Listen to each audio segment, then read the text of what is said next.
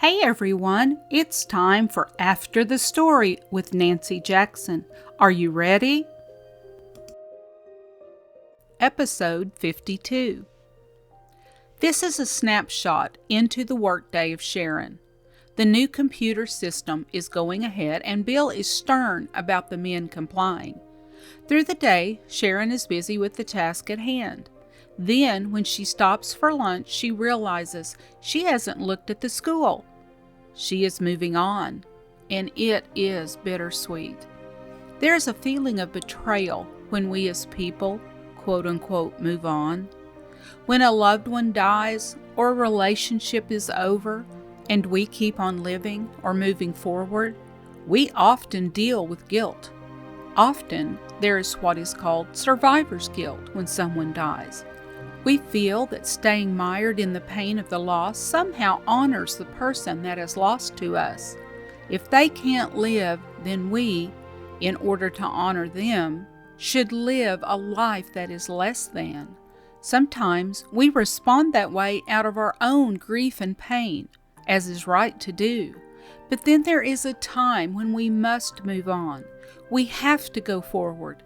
Staying in the grief and bearing the pain of the loss does not honor the memory of the person who is gone.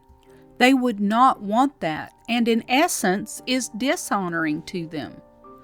Actually, I believe it is a selfish way to attempt to honor them.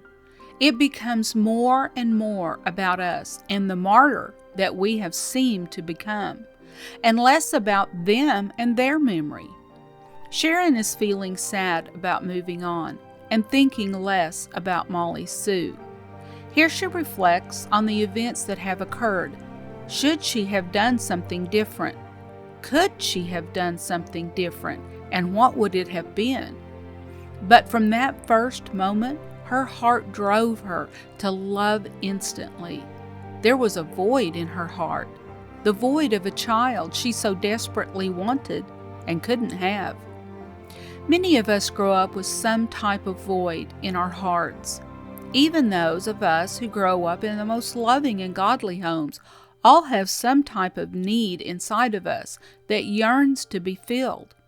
Much of our behavior or personalities are shaped by that need. No matter what the need is that drives us, there is only one way to have it filled, healed, and complete, and that is by asking Jesus to fill it, heal it, and complete it in Him. When you are reading in the Amplified Bible and come upon the word faith, there in parentheses is the definition: that leaning of the entire human personality on God in absolute trust and confidence. For example, 1 Timothy 1:19, holding fast to faith, that leaning of the entire human personality on God in absolute trust and confidence, and having a good, clear conscience by rejecting and thrusting from them their conscience. Some individuals have made shipwreck of their faith. For many years, I've often pondered this. How do we lean our human personalities on God? What is a personality? Is it our quirks, our outlook, our beliefs, maybe our deficits? Whatever it is, we can only make it better, make it whole by leaning it on God.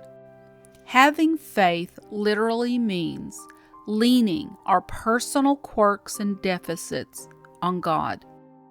We all have holes in our heart. That is part of our human personality.